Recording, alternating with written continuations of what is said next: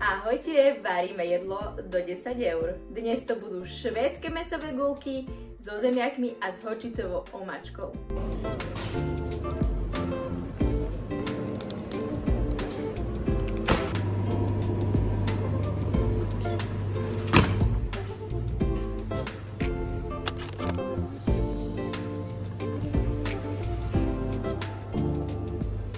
Na tento lacný a jednoduchý recept potrebujeme 500 g bravčového mäsa, trocha vývaru, 100 ml smotany na šľahanie, 80 ml mlieka, 1 lyžičku hladkej múky, 1 vajíčko, 2 lyžice horčice, 2 lyžice ovsených otrúb, korenie, sol, trošku muškatového orieška a ako prílohu zemiaky. Začneme mäskom.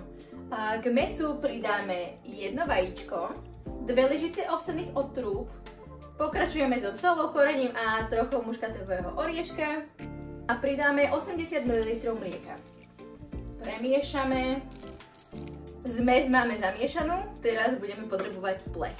Na plech dáme papier na pečenie a teraz ideme tvarovať guličky.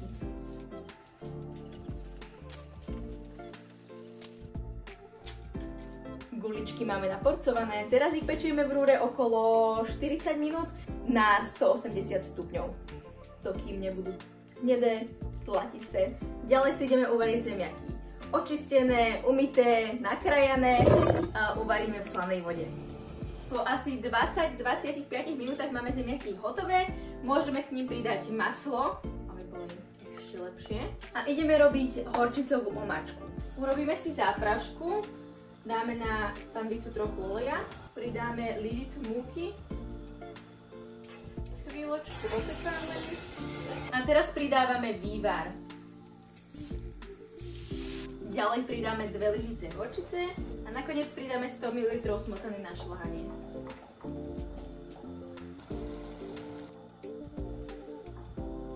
Chvíľku necháme prevariť a omáčku máme hotovú.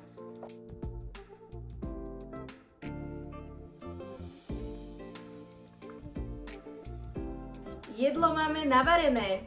Hlavné suroviny vyšli na 7,41 eur, keď pripočítame vajíčko, mlieko, sol, korenie, olej, tak celé jedlo vyjde do 9,50 eur, čiže do 10 eur.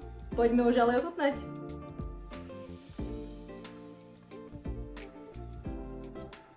Toto rozhodne musíte vyskúšať. Prajem vám dobrú chuť.